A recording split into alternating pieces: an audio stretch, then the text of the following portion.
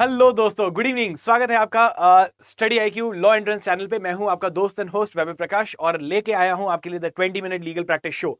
इस सीरीज में इस सेशन में हम क्या करते हैं, हम एक पर्टिकुलर पैसेज लेते हैं, लीगल प्रिंसिपल समझते हैं और उसके क्वेश्चंस को प्रैक्टिस करते हैं। आइए चलिए शुरुआत करते हैं आज के पर्टिकुलर टॉपिक का। बट बिफोर वी बिगिन, आपको जल्दी से बता दूं, अगर आप हमारे टेलीग्राम चैनल पे या हमारे इंस्टाग्राम पे हमसे नहीं जुड़े हैं तो जल्दी से जुड़ जाइए। वहां पे आपको बहुत सारे प्रैक्टिस मटेरियल्स जो है वो डेली के बेसिस पे आपको टेलीग्राम ग्रुप पे मिलते रहता है। और अगर आपके मन में कोई भी सवाल है, कोई आप पर्सनली मुझसे बात करना चाहते हो, जुड़ना चाहते हो, तो फील फ्री, आप मुझसे टेलीग्राम पे या फिर इंस्टाग्राम पे आप मुझसे जुड़ सकते हो। तो चलिए, जैसा कि हम हर बार हर रोज करते हैं, मैं आपको 2 मिनट का टाइम दूंगा इस पर्टिकुलर पैसेज को पढ़ने के लिए। आप इसको पढ़िए, उसके बाद मैं आपको एक्सप्लेन करूंगा ये पैसेज क्या है और उसके बाद हम क्वेश्चंस देंगे, क्वेश्चंस को सॉल्व करेंगे, जिसमें आपको अगेन 1 मिनट का समय मिलेगा हर क्वेश्चन को सॉल्व करने के लिए। And then we will discuss. Alright, चलो let's begin. All the very best to all of you. आपका समय शुरू होता है अब।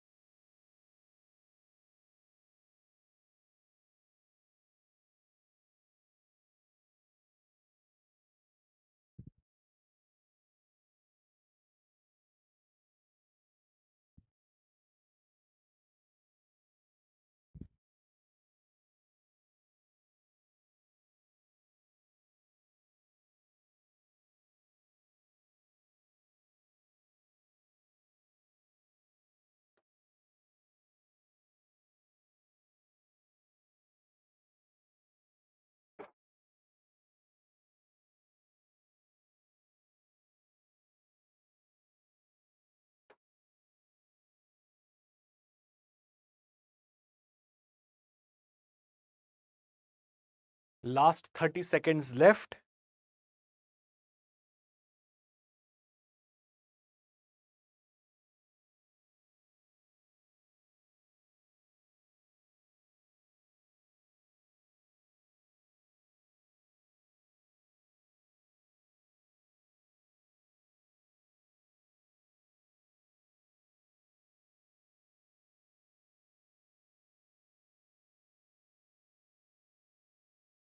ऑल राइट, चलो 2 मिनट समाप्त हुए, आपका टाइम हुआ एंड। टाइमर को करते हैं बंद और समझते हैं इस पर्टिकुलर पैसेज में क्या कहा गया है हमसे। ऑलराइट, अगर हम इसको कैटेगराइज कर लेते हैं अपने इस पैसेज को, तो हमको एक चीज जो है वो समझ में आएगी कि ये है क्लैट 2021 का पैसेज। ठीक है, ये है मिसलेनियस लॉज, क्योंकि देखो सर्विस रूल्स जो है वो कोई भी नहीं पढ़ाता है। सर्विस रूल इनफैक्ट आप लॉ स्कूल जाओगे तो भी नहीं पढ़ोगे।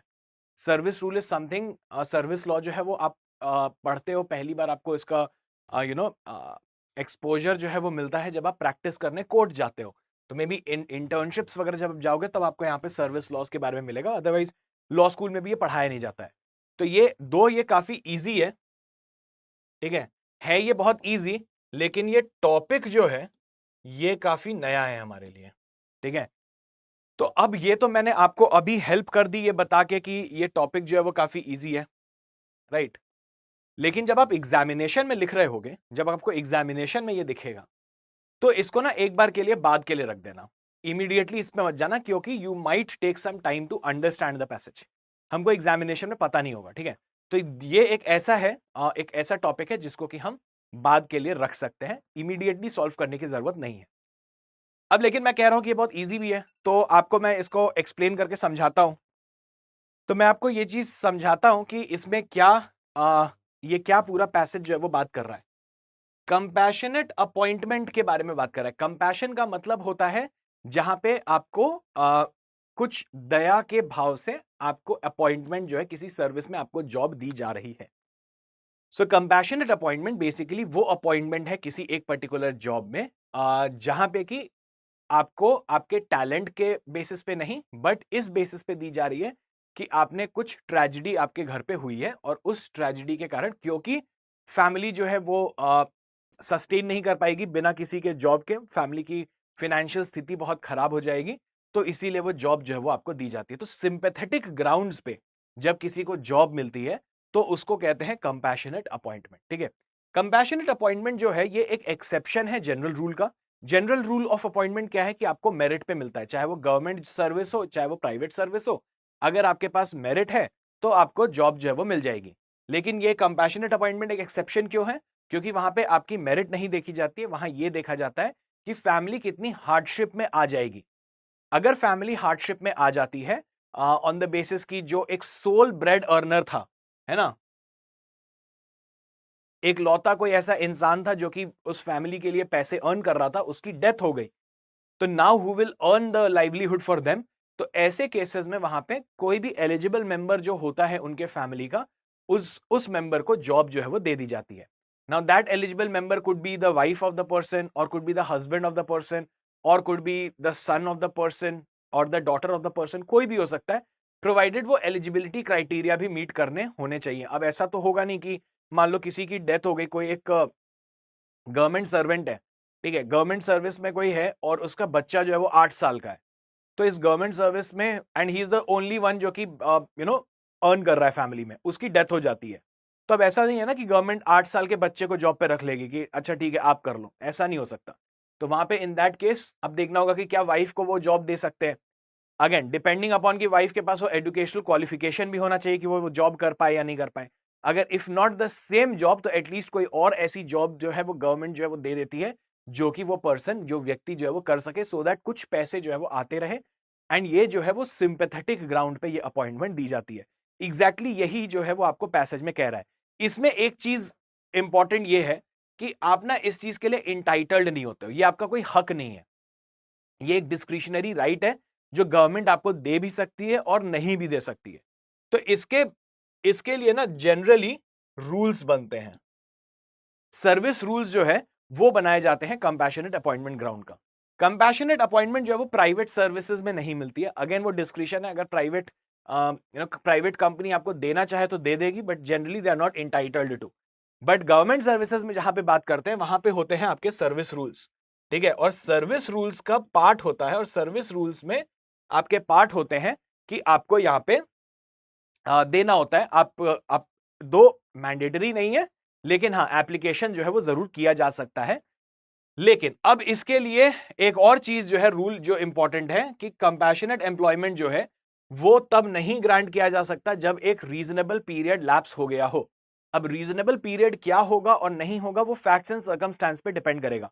अब ऐसा नहीं हो सकता है कि मान लो किसी की डेथ हुई आज के डेट में और आप जॉब मांगने जा रहे हो आज से 5 साल के बाद, तो 5 साल तक आप सस्टेन कर पाए ना तो आप आगे भी सस्टेन कर लोगे। तो इट्स लाइक कि आप रीजनेबल पीरियड एक होना चाहिए कि 6 महीने 8 महीने के बाद आपने एप्लीकेशन जो है वो डाल दिया। तो रीजनेबल पीरियड जो है वो फैक्ट्स एंड सर्कमस्टांसेस पे डिपेंड करेगा, ये आपको क्या रीजनेबल पीरियड है यहाँ पे दिया हुआ नहीं है, दो it is always part of the service rules. लेकिन अब हमको सर्विस रूल्स कुछ दिया नहीं है तो हम उतना उसमें जाएंगे नहीं। अगर मान लो कोई क्वेश्चन आया इसके बेसिस पे तो हम बस देख लेंगे कितने महीने या कितने साल जो है वो दिए, क्या वो रीजनेबल लग रहा है हमारे दिमाग को, उसके बेसिस पे आंसर कर लेंगे, ठीक है। अब वही बात है, it's a vested right which can be exercise, it's not a vested right which can be exercise at any time in the future. मतलब कि आप ऐसा नहीं है कि कभी उठ के 11 साल के बाद उठ के बोले कि हमको कंपैशनेट अपॉइंटमेंट जो है वो दे दो, ऐसा आप नहीं कर सकते, ठीक है।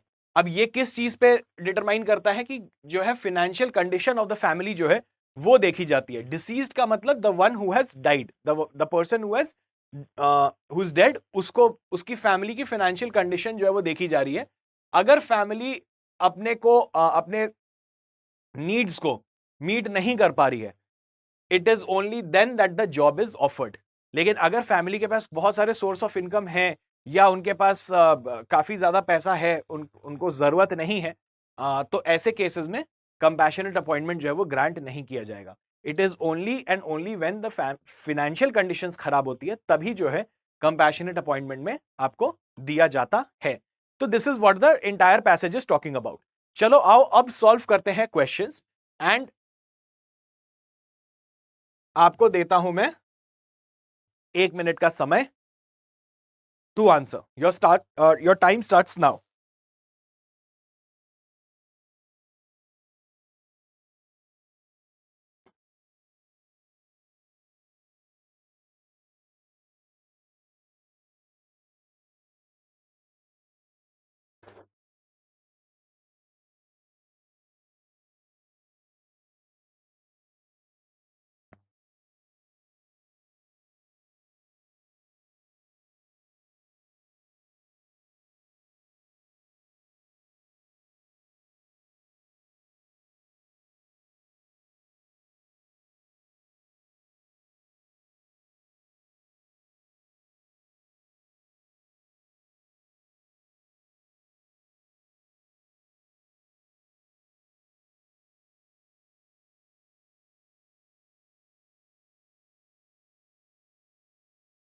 ऑल राइट, तो यहां पे आपका समय जो है वो होता है समाप्त और देखते हैं कि इसका क्वेश्चन का आंसर क्या होगा।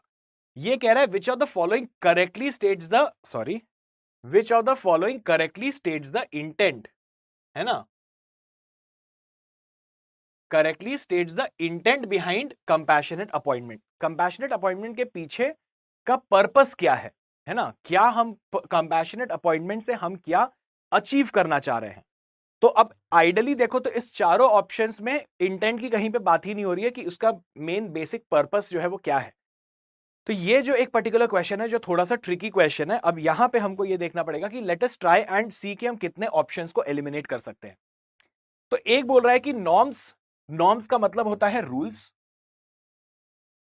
Rules at the time of death of the government employee will be applicable and not the rules at the time of making an application. कि मतलब जो रूल्स डेथ के टाइम पे थे वो अप्लाई होंगे, ना कि वो रूल्स जो कि आपके डेट ऑफ एप्लीकेशन पे उस पे होगा। तो ए और डी जो है ये दोनों ऑपोजिट है, करेक्ट। तो ये डी वाला जो है वही कह रहा है कि रूल्स जो है डेट ऑफ कंसिडरेशन ऑफ, मतलब उस डेट को जो एप्लीकेशन दिया था उस डेट पे जो रूल्स है उसको कंसिडर किया जाएगा। बी बोल रहा है dependent of government employee can not demand consideration of his or her application. देखो ये तो गलत सी बात है, डिमांड तो कर सकता है, आप दोगे कि नहीं दोगे वो आपके ऊपर है, बट डिमांड करना तो उसका हक है। तो ये करेक्ट तो नहीं है। Norms of governmental or public authorities are not considered. Norms का मतलब मैंने फिर से आपको क्या बताया, रूल्स। तो rules of government or public authorities are not considered, इसी को तो कंसिडर करते हैं सर्विस रूल्स जिसकी हम बात कर रहे थे। तो बी और सी तो यार हमने कर दिया एलिमिनेट। अब बात होती है ए और डी में। अब इसमें भी 50-50 चांस है। अब आपको लगेगा कि क्या करना चाहिए, अब इसको कॉमन सेंस से सोचो, ठीक है। अब इसके बारे में पैसेज जो है वो कुछ एज सच बोल नहीं रहा है, ठीक है। तो इसमें बोल रहा है कि at the date of consideration of the application, right. तो एट द डेट, अब मेरे को क्या बोला गया कि हम ये चीज चेक करेंगे कि आप रीजनेबल टाइम में आए हो कि नहीं आए हो। तो रीजनेबल टाइम जो है जब आप आए तो वो तो डेट ऑफ एप्लीकेशन पे रहेगा, ना कि डेट ऑफ डेथ पे। मान लो डेथ हुई से 2020 में, आप आए 2023 में, तो रीजनेबिलिटी जो टर्म है जो चेक करना है मुझे कि आप रीजनेबल टाइम में आए कि नहीं, वो मैं 2020 में नहीं कंसिडर करूंगा, 2023 में कंसिडर करूंगा। इसीलिए जो रूल्स प्रिवेल करते हैं at the time of application वो जो है हमारे लिए मैटर करता है। A also gets eliminated and hence the correct answer is option D. ठीक है, क्लियर है। तो जितने भी लोगों का डी आंसर आया है, congratulations, very good, super. Moving on, 92, मतलब दूसरे क्वेश्चन पे आते हैं। Your time starts now.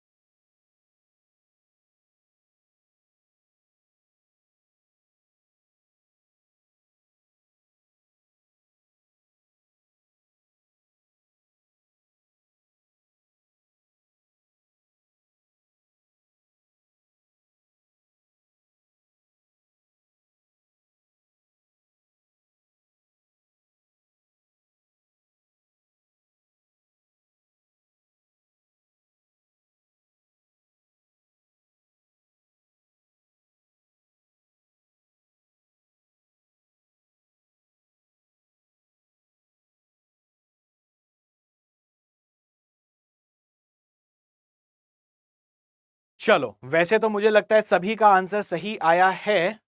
Congratulations, majority of you have answered it correctly, very good. लेकिन अब इसमें एक चीज ये जरूर देख लेते हैं कि ये कह रहा है which of the following is not correct about the rule of compassionate appointment. क्या सही नहीं है? ठीक है, compassionate appointment is given to the family members of the deceased irrespective of their financial status. Irrespective का मतलब हम फाइनेंशियल स्टेटस नहीं देखेंगे, अगर उसका फाइनेंशियल स्टेटस बहुत अच्छा भी है तो भी कंपैशनेट अपॉइंटमेंट देंगे, अगर फाइनेंशियल स्टेटस बहुत खराब भी है तो भी हम कंपैशनेट अपॉइंटमेंट देंगे। क्या ये सही है? The answer is absolutely not. क्यों? क्योंकि फाइनेंशियल कंडीशन जो है वही देखी जाती है। अगर फाइनेंशियल कंडीशन जो है वो अच्छी नहीं होती है, अगर सोल ब्रेड अर्नर है, उसकी डेथ हो गई है और फैमिली जो है वो अब अर्न नहीं कर पा रही है, तो ऐसे केसेस में ही दिया जाता है आपको कंपैशनेट अपॉइंटमेंट। तो इसीलिए what is not correct is option A. अब जब मेरे को ऑलरेडी पता है मेरा ए आंसर सही है, मेरे को बी सी डी देखने की जरूरत एक्चुअली है नहीं। तो इस तरीके से आप जो है अपना टाइम भी सेव करोगे जब आप एक्चुअल एग्जाम में लिख रहे हो। चलो नेक्स्ट क्वेश्चन देखते हैं और मैं आपका टाइमर जो है वो स्टार्ट कर दूं। चलिए, आपका टाइम स्टार्ट होता है अब।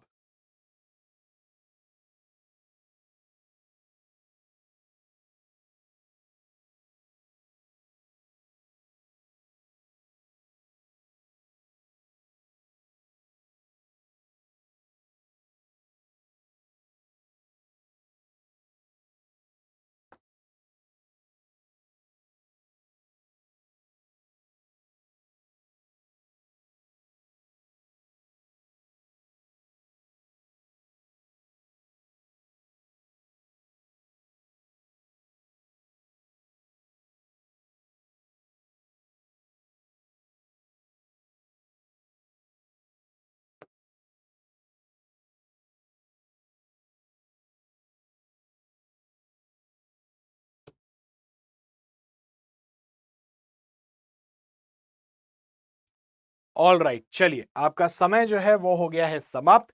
बहुत ही सिंपल सा क्वेश्चन है, बेसिकली यहां पे आपसे रीजनेबल पीरियड जो है वो पूछा जा रहा है। करेक्ट, आपसे रीजनेबल पीरियड जो है वो पूछा जा रहा है इस पर्टिकुलर क्वेश्चन में। हम लोगों ने एक चीज देखी थी कि कंपैशनेट अपॉइंटमेंट जो है वो मिलने के लिए आपका जो एप्लीकेशन है वो एक रीजनेबल पीरियड में फाइल किया जाना चाहिए from the date of the death of the employee. Correct, तो यहां पे जो है ये रिप्रेजेंटेशन दिया गया है 2018 में, ठीक है, लेकिन उसके फादर की डेथ हुई थी 2000 में। तो क्या 18 साल के बाद आके ये कहना कि मुझे जी जॉब जो है वो दे दीजिए, क्या ये रीजनेबल पीरियड में आता है? हमारा कॉमन सेंस कहता है कि बिल्कुल भी नहीं। तो इज ही इंटाइटल्ड? तो पहले तो ए और सी को एलिमिनेट कर दो कि he is not entitled. Correct, तो या तो डी होगा या बी होगा। बी बोल रहा है is not entitled for compassionate appointment as a long period has elapsed since the death of his father. सही बात है, बी सही है। बहुत ज्यादा 18 साल जो होते हैं वो पूरा एक जनरेशन क्रॉस कर गया, एक जनरेशन पार हो गया है। तो of course it's a very long. B जो है आपका करेक्ट आंसर है। डी एलिमिनेट कर दो, you know what the correct answer is, है ना। चलो अब आ जाओ क्वेश्चन नंबर 94 पे, मतलब कि चौथे क्वेश्चन पे आ जाते हैं और आपका समय जो है वो स्टार्ट होता है अब।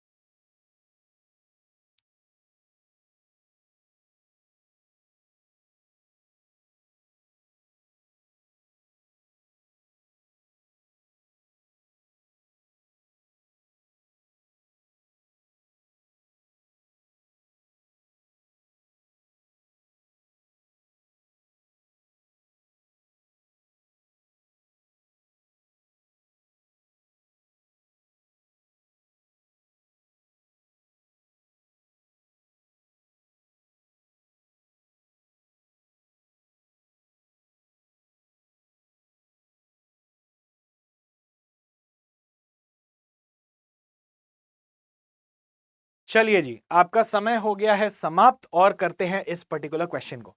तो सबसे पहले तो मैं आपको यह बता दूं कि ये जो क्वेश्चन नंबर 94 है ना, इसको तो हमको आइडियली छोड़ देना चाहिए। इसमें एक तो ये बहुत ही ज्यादा कॉम्प्लिकेटेड सी बात है, अब इसमें एक वर्ड यूज कर लिया है सुपर एनुएशन, जो कि ना पैसेज में दिया था और ना शायद आपको पता भी होगा at this point in time. और सही बात भी है, मतलब ये एक 94th क्वेश्चन है जो कि एक काफी डिफिकल्ट क्वेश्चन है।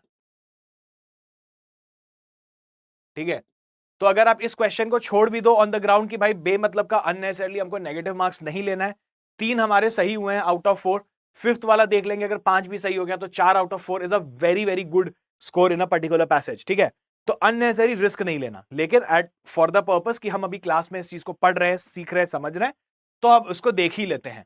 लेकिन अगेन इस बात को याद रखना कि इस टाइप के जो क्वेश्चंस आते हैं जिसमें आपको कुछ भी पल्ले नहीं पड़ रहा है, उस पर्टिकुलर क्वेश्चन को छोड़ देना। ऑलराइट, अब यहां पे बोल रहा है कि गवर्नमेंट एक एन की गवर्नमेंट है जो कि एक स्कीम बनाती है कि कंपैशनेट अपॉइंटमेंट दिया जाएगा उन लोगों को जो कि रिटायर होते हैं मेडिकल इनवैलिडेशन पे, मतलब कोई मेडिकल ग्राउंड्स पे रिटायर हो जाते हैं। किसी की मान लो किसी का हाथ कट गया जॉब करते करते, या पैरालिसिस हो गया काम करते करते, अब वो नहीं कर सकते, तो मेडिकल ग्राउंड्स पे अगर किसी की सर्विस चली जाती है तो कंपैशनेट अपॉइंटमेंट दिया जाएगा।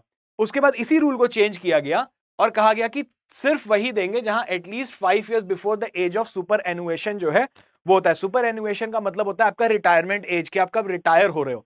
ठीक है, तो उससे 5 साल पहले तक अगर मान लो उस दौरान अगर मान लीजिए कुछ होता है ऐसा, तो उस केस में जो है वो हम लोग कंपैशनेट अपॉइंटमेंट देंगे। अब आपको ये डिसाइड करना है कि ये वैलिड है या ये वैलिड नहीं है। अब इसके लिए मतलब मेरा वेंटेज पॉइंट क्या होगा, मैं कैसे बताऊं, तो यहां पे आपको आंसर करने के लिए अगेन अपना कॉमन सेंस जो है वो लगाना पड़ेगा, क्योंकि हमारे पास फैक्ट्स जो है जो लीगल प्रिंसिपल्स हैं वो बहुत ही ज्यादा लिमिटेड हैं जो कि पैसेज में दिए हुए थे। तो अब देखते हैं कि अब scheme is valid subject to approval of the dependents. अब इससे सबका अप्रूवल तो लेते फिरेंगे नहीं, तो ए तो हटा दो। Is not valid as the offer to the dependent who is medically invalidated is not an exception to the general rule. ये भी यार कुछ ज्यादा समझ में नहीं आ रहा। Is not valid as it is unconstitution, अब कॉन्स्टिट्यूशन का तो कुछ बोला ही नहीं है, कुछ दिया ही नहीं है, सी भी एलिमिनेट कर दो। It is valid as it is not arbitrary and the government has the right to formulate such rules. तो अब देखो, अब यहां पे बात आ गया कि what is arbitrary and what is not arbitrary. Arbitrary का मतलब होता है जब आप एक ही मतलब आप बिना किसी को सुने, बिना किसी को जाने आपने कोई भी रूल्स एंड रेगुलेशंस जो है वो one sided rules and regulations जो है वो फॉर्मुलेट कर दिए।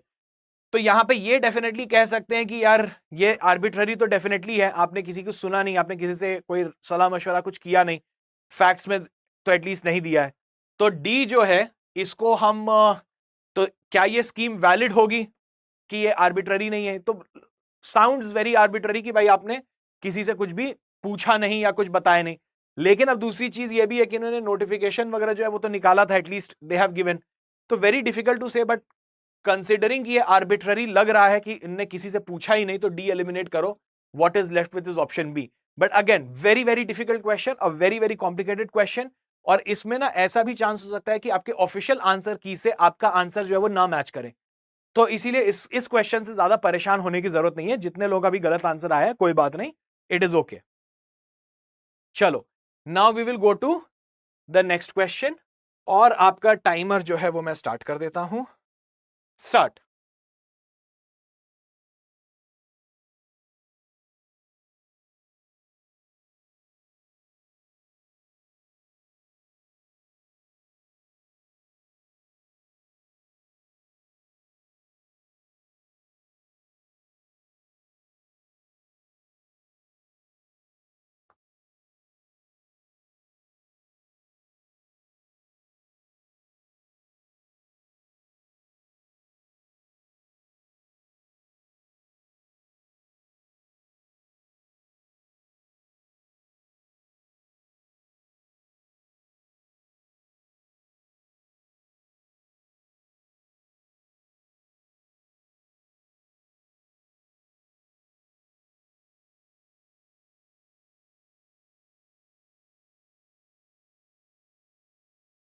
चलिए जी, हो गया समय समाप्त आपका, 1 मिनट हो चुके हैं। ये काफी इजी सवाल है।